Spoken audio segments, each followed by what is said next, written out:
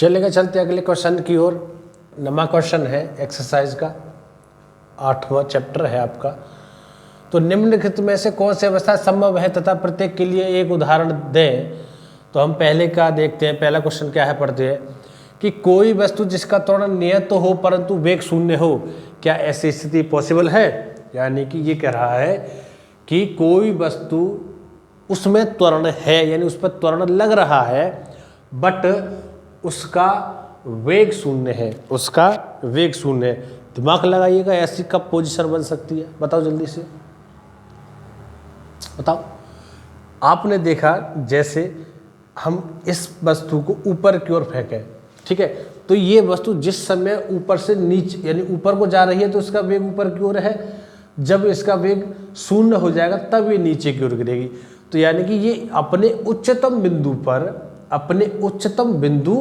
पर ठीक है होगी, तो इसका वेग शून्य होगा, बट आपका जो गुरुत्व त्वरण है वो ऑलवेज लगता है। ठीक है, तो हम ये कह सकते हैं कि जब वस्तु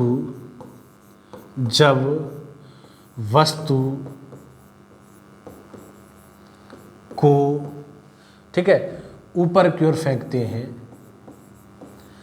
ऊपर की ओर फेंकते हैं, तब उच्चतम बिंदु पर वेग क्या होता है, वेग शून्य होता है,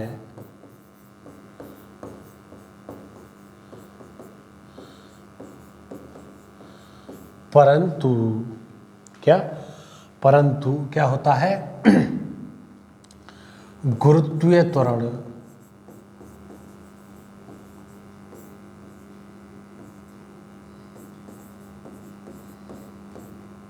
लगता है। किस पर लगता है, वस्तु पर। तो आंसर आपका पहला हो गया। अब दूसरा देख लेते हैं।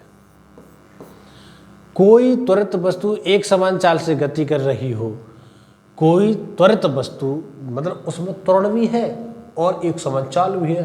इम्पॉसिबल सा लग रहा है ऐसा।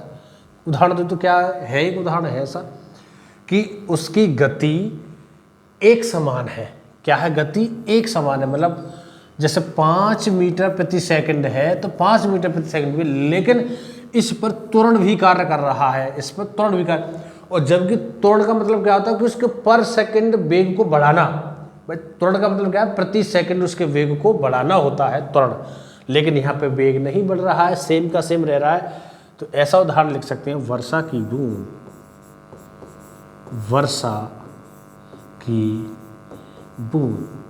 वर्षा की बूंद गिरती है नीचे की ओर और नीचे की ओर जी कार्य करता है। तो वर्षा की बूंद की गति और इसकी जो गति होती है बिल्कुल एक समान होती है। जिस चाल से गिरे उसी चाल से मस्त गिरेगी।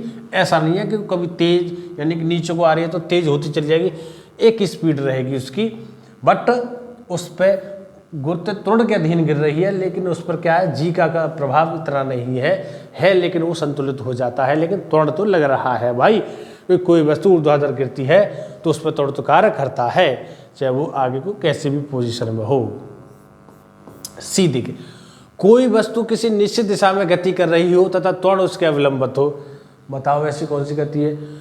कोई वस्तु एक दिशा में गति कर रही है और उसकी दिशा के लंबवत त्वरण लग रहा हो, ऐसी वस्तु कौन सी गति होती है। दिमाग लगाओ जरा। जहाज देखा उड़ता हुआ, जहाज कैसे उड़ता है, ऐसे उड़ता है जहाज, ठीक है। और गुरुत्व त्वरण नीचे की ओर कार्य करता है। कैसे करता है, गुरुत्व त्वरण अविलंबवत कार्य करता है और जहाज उड़ता है ऐसे करके। तो देखिएगा इसमें कितने ऐसे कोण बन रहा है, कितने ऐसे कोण बन रहा है, 90 का बन रहा है, यानी अविलंबत। यानी कि वायुयान लिख सकते हैं, वायुयान की गति पर, वायुयान की गति पर त्वरण, वायुयान की गति पर त्वरण क्या लगता है, अभिलंबवत लगता है। क्या लगता है? अभिलंबवत। अभिलंबवत लगता है। ठीक है, अभिलंबवत। ठीक है, समझ में आ गया?